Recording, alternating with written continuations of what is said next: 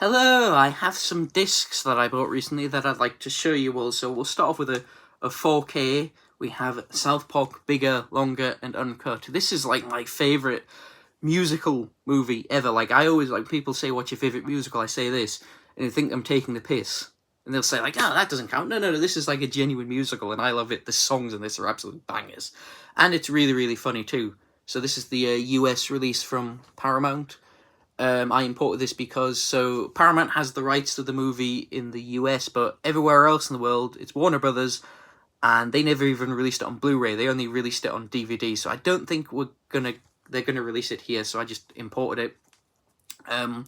Does actually look really good. The old Blu-ray had some DNR on it. The Paramount Blu-ray had some DNR, a lot of DNR, and it actually removed some of the lines in animation. Like, I think there's if you go on the Blu-ray.com review of the old Blu-ray release, there's like a screen grab where like Cartman's eyebrows are missing because like the noise, the scratch removal thought that was like film scratches. So yeah, it does actually. I mean, well, it's South Park. It's meant to look kind of crappy, so it's never going to look great. But it looks. This is the best the film's ever looked. So you have two discs. You have the regular cut on 4K, and the Blu-ray is the sing-along version. So it is the new transfer apparently, but I say apparently because the Blu-ray is Region A locked. So, and I don't have a Region Free player anymore, so I can't actually watch it. But according to people who on forums and things who've got it, have said it is the new transfer, but it's a sing-along version, so it has when the musical numbers happen, the lyrics are on like the screen, and they're burnt into the picture, so you can't turn them off. So if you're Blu-ray only and you want the new transfer, but you don't want the sing-along version, you're out of luck, I'm afraid. I didn't know that the Blu-ray was region locked when I bought this. Kind of annoyed. I mean, not that I'd be watching the sing-along version necessarily, or I'd be watching the 4K anyway, but it's kind of annoying having a disc you can't actually watch. But yeah, it does look pretty nice, and nice shiny slipcover. Although I don't know if you can see, mine's got a little bit of damage at the bottom. But yeah, love the film. It's a nice version. If you're a fan of the film and you're 4K capable, do get this because it is the best it's ever looked. Next is we have some DVDs, no Blu-rays this time. We have E.T. the Extraterrestrial, the special edition of E.T. the Extraterrestrial. So I'll get into the special edition in a sec, but basically I'm not the biggest fan of this film. There are parts of it that I like, but on the whole it leaves me a little cold. But I do like to rewatch it every once in a while, like every several years or so. Because, like I say, there are parts I like, and I do think, hopefully, one time I'm going to watch this and I'm going to love it as much as everyone else. And I never do, but, maybe I live in hope that one day not that I did, like I say, I do like it, kind of, but, like, I don't love it. And I keep rewatching it thinking, maybe this time I'll love it. And it never happens, but I live in hope. But so I had the urge to rewatch it, and I specifically had the urge to rewatch the special edition, aka the walkie-talkie edit. Now, for those of you who aren't in the know, don't know what that is. So in 2002, for the 20th anniversary, Steven Spielberg decided to remaster the movie, but he didn't just clean up the picture and sound and that there. No. He decided to take a page out of his mate George Lucas's book and make some changes. So he did some CGI enhancements, digitally recomposited some of the old special effects. He replaced the puppet E.T. with a CGI one in a few shots, not too many, but a few shots where it really did look like a puppet. He added a couple of new scenes back in, again with CGI E.T. And most infamous of all, there's a scene where, if you've seen the movie, it's where Elliot and his friends are trying to get E.T. back to his spaceship, and they're on the bicycles, and the Secret Service guys are stopping them, and then E.T. makes the bicycles fly, so they fly away from the Secret Service agents. Well, the Secret Service agents in the original edit of the film were holding shotguns, but Steven Spielberg, when in 2002, thought that's a bit too violent and intense for children, so he had them replace the guns with walkie-talkies. And everyone took the piss out of that change. There was a whole... Speaking of South Park, there was a whole episode of South Park that took the piss out of that. And eventually Steven Spielberg came to regret making the changes, and this version, it's out of circulation. Like, if you buy the film on Blu-ray or 4K or you watch it on streaming, it's the original version. This edit is only available on the old DVD, and he said he wasn't going to make any more changes to his films, any more alterations. That was a lie, because the Indiana Jones films have, they're not full-on special editions, but like a lot of the special effects were recomposited digitally, so like they were done, the old-fashioned way with optical printing and that, and he basically they were redone. Well, not redone, but like they took the elements and just recomposited them in a computer rather than using the original effects. So that is a lie, Stephen. You did make, and I think Jurassic Park had a few digital tweaks, so pretty minor changes, but still, not quite true that you've never changed any of your other films, Stephen. You have made the odd tweak, but yeah, not like a full-on George Lucas style special edition since this. Yeah, this is the special edition DVD. It does have 2 discs. You have the film on disc 1 and the special features on disc 2. This is interesting. So when this came out, there were 2 versions. There was a 3-disc in both the US and here in the UK. You had the 3-disc version, which had both cuts plus a special features disc, and you had a 2-disc edition, but the 2-disc editions are different. So over here we got disc 1 was the special edition, disc 2 was the special features. In America, the 2-disc was disc 1 was the special edition, disc 2 was the original version.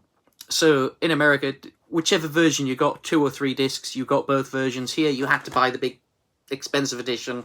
If you just wanted the standard 2-disc release, you just got the special edition. So I don't know, but yeah, I specifically wanted to rewatch this cut.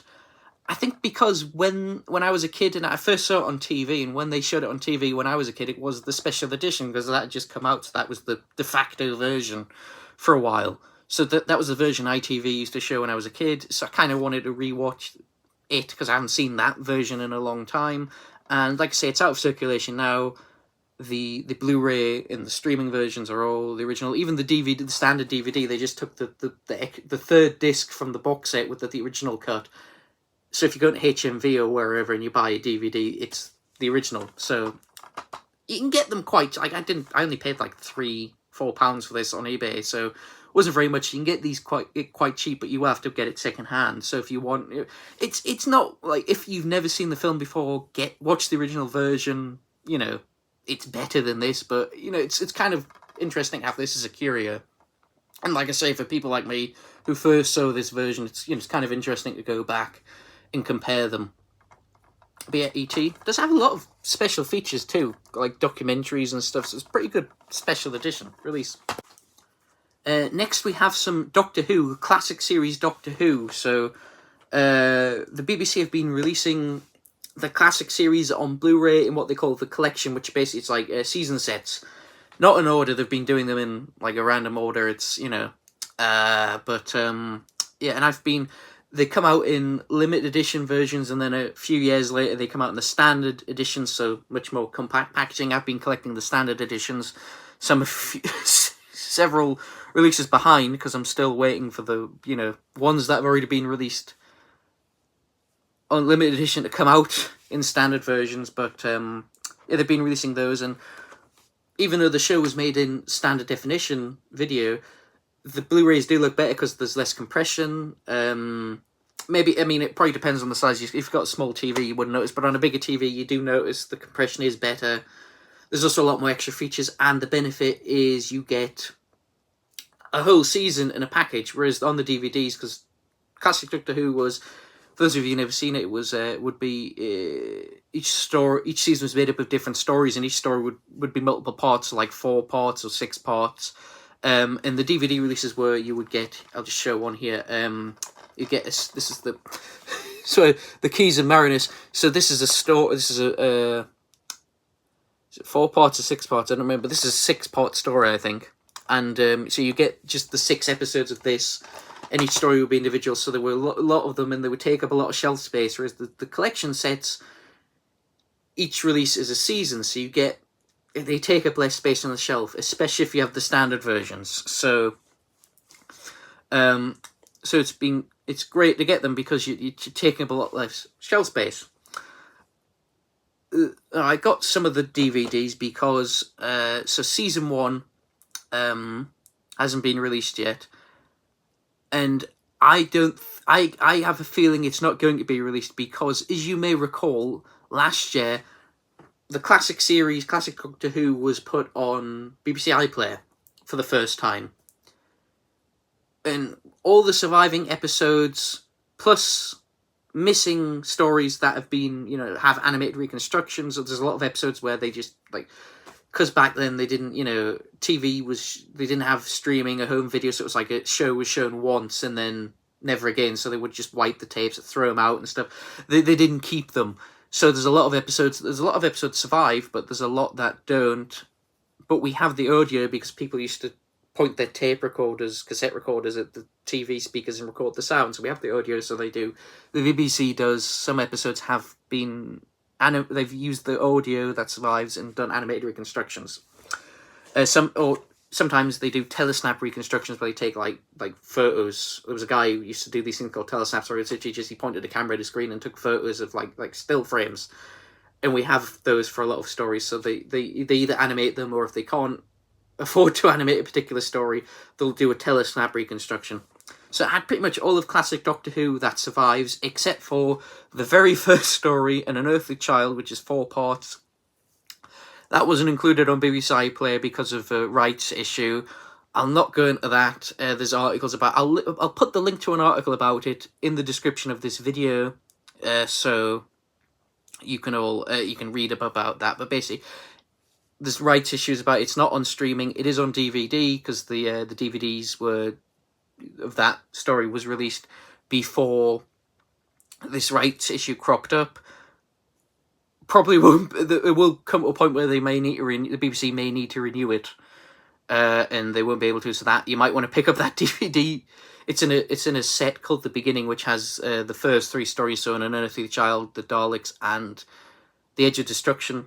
You may want to, if you want to watch the first story, An Unearthly Child, you may want to get that set while you can, because it may not be around forever, but you can still get it on DVD. But the Blu-rays, there's a lot of wondering of, well, when they get the collection sets, when they get to season 1, what are they going to do? Because will it come under the same...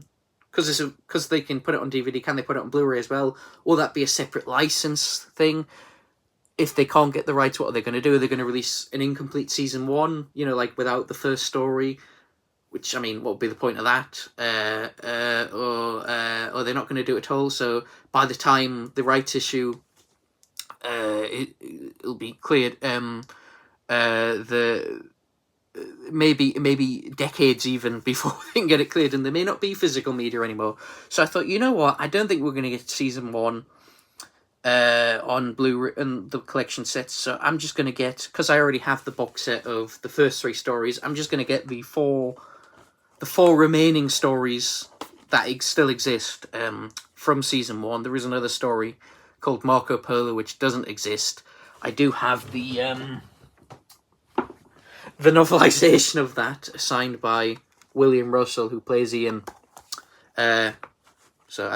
Which I treasure this, especially now that he's no longer with us. But yeah, so I can experience. So I do have a copy of that story in some phone, but and there is a cut down reconstruction of it on the beginning set. It's not the full story. It's only like a half-hour cut down using telesnaps, but at least it's on there. So I got the 4 that are still exist that I didn't have. So we have, I already showed you story number 5, the Keys of Marinus. It's not a very highly regarded story. I've always really liked it. I think it's underrated. I think it's a lot of fun. I really do love this one. I was just saying, the Aztecs, which is this is a classic. I don't like it as much as it is really good. It is a classic. It's not one of my favourites, though, from the Hartnell era. There are other ones that I prefer, but it is a good one. This is the special edition that included Airlock, which was episode 3 of Galaxy 4. Galaxy 4 was a story that was completely missing, I think, except for a clip from episode 1. And then they found it and an episode of The Underwater Menace. And they included the recovered episode on here with a cut down reconstruction of the other episodes. It's a bit pointless now because Galaxy 4, the missing episodes are animated and it has its own DVD and Blu-ray release with the surviving episode and animated reconstructions. So, it's a bit now. You're basically just going to end up, if you get the DVD sets, you basically end up with it twice. But at the time, it was quite cool because it was a new episode and this was the only way you could see it. But it has its own release now. But yeah, it is a classic and does have 2 discs. Has a reversible cover, so I'll explain the reversible cover. So when a lot of the early releases have the old 2 Entertain logo on the spine, but then the BBC, started putting the modern BBC logo on the spines. So which would annoy people who were really anally retentive about that sort of thing because the spines wouldn't match. So they included, it's very nice of them, they included reversible covers with the old logo on for a bit more consistency. So yeah, it was nice of them.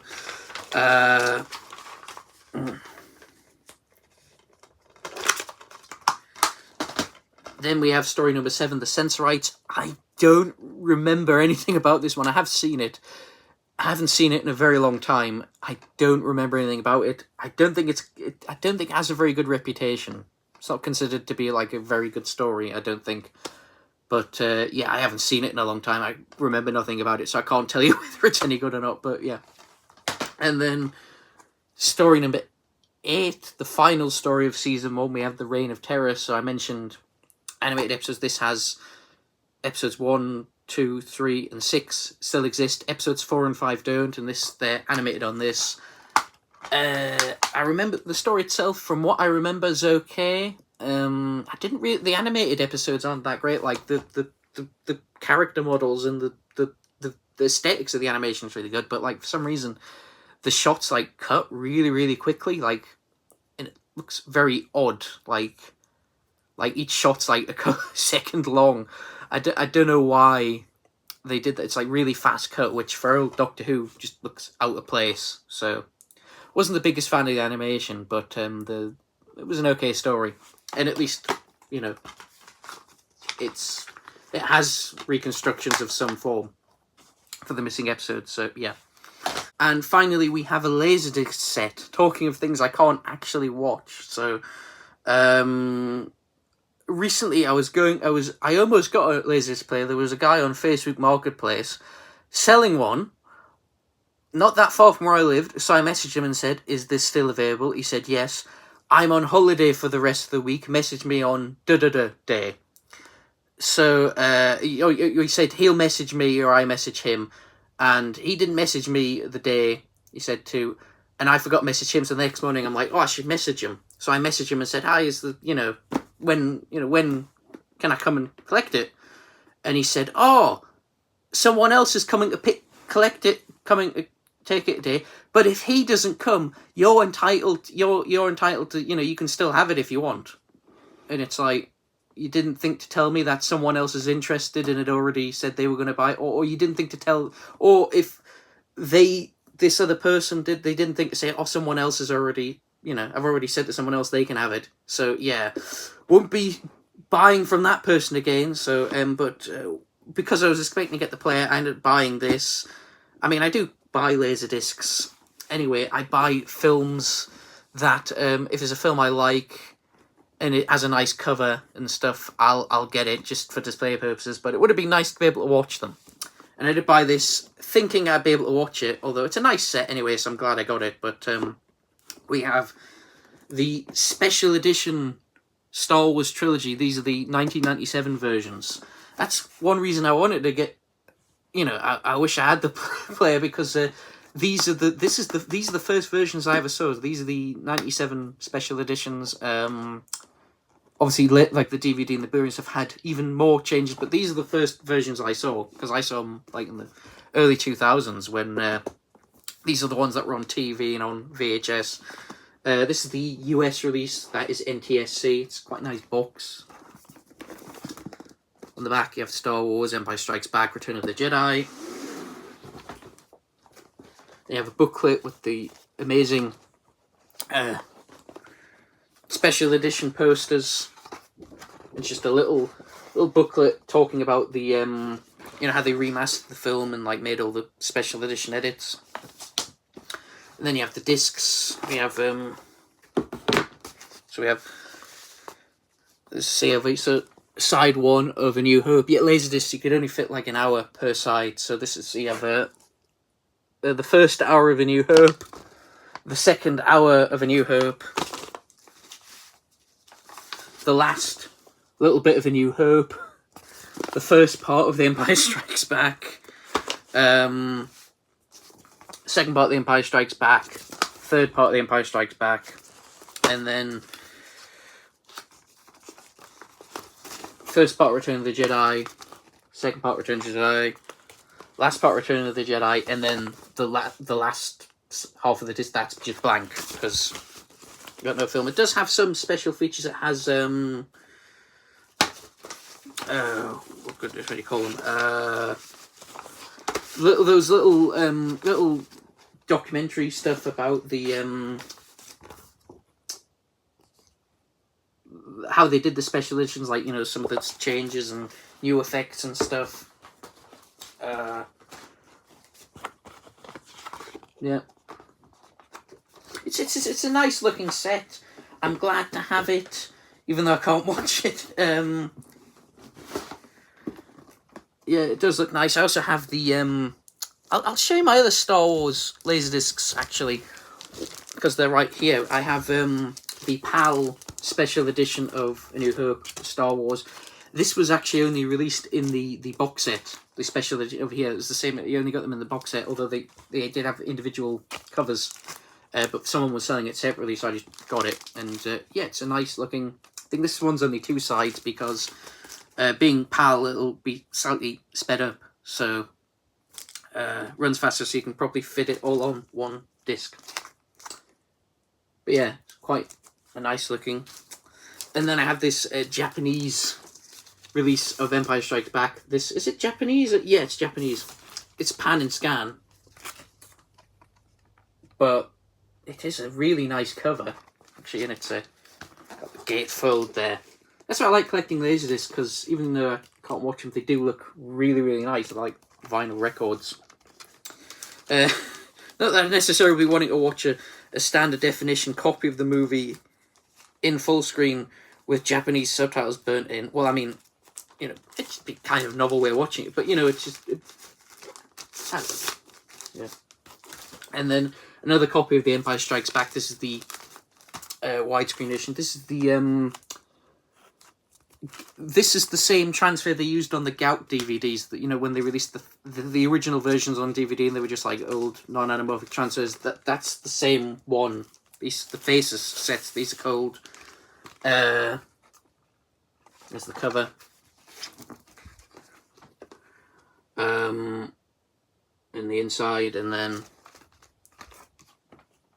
back cover. This does have it as a new interview with George Lucas.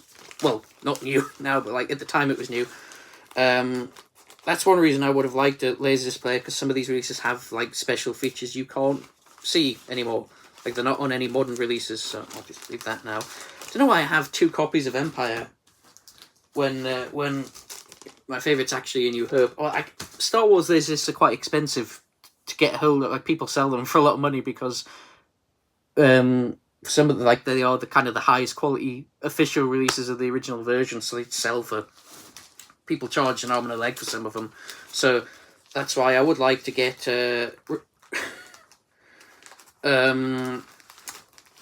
more a separate, like, I mean, a version of Return of the Jedi that isn't, you know, the box set, like, has its own cover.